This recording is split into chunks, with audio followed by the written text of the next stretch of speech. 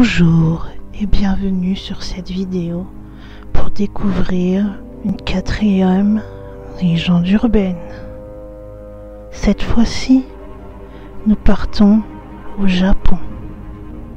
Un jeune étudiant nommé Saburo tombe amoureux d'une belle femme nommée Otsuyu. Cette fille est la fille du meilleur ami de son père. Ils se rencontrent secrètement et promettent de se marier. Mais Saburo tombe malade et est incapable de voir Otsuyu pendant une longue période.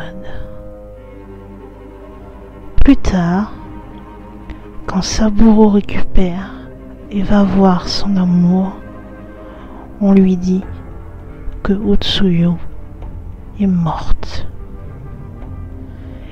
Il prie pour son esprit pendant le festival d'Oban et il est surpris d'entendre des pas de deux femmes s'approchant.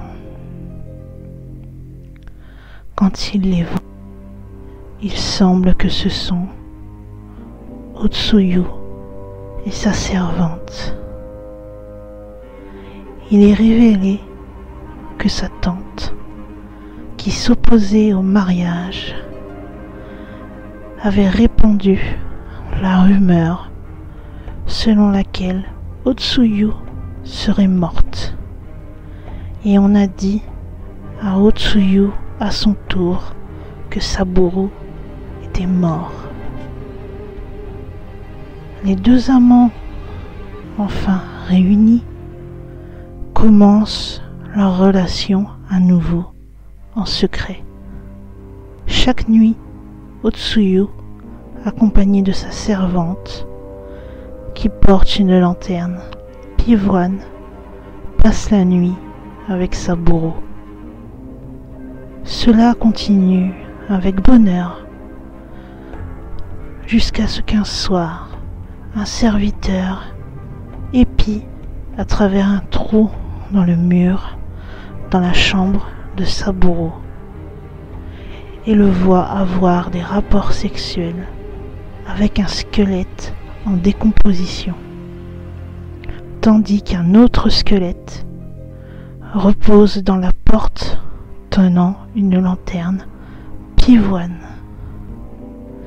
Il signale au prêtre bouddhiste local qui localise les tombes de Otsuyu et sa servante.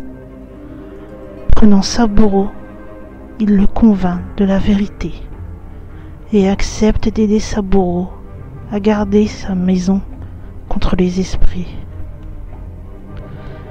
Le prêtre place autour de la maison Ofuda et prie le Nenbutsu chaque nuit.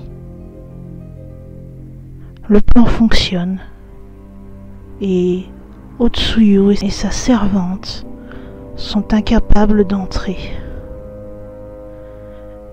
Mais elles viennent tous les soirs et crient leur amour pour Saburo. Aspirant à sa bien-aimée, la santé de Saburo commence à se détériorer. Les serviteurs de Saburo, craignant qu'il va mourir de chagrin,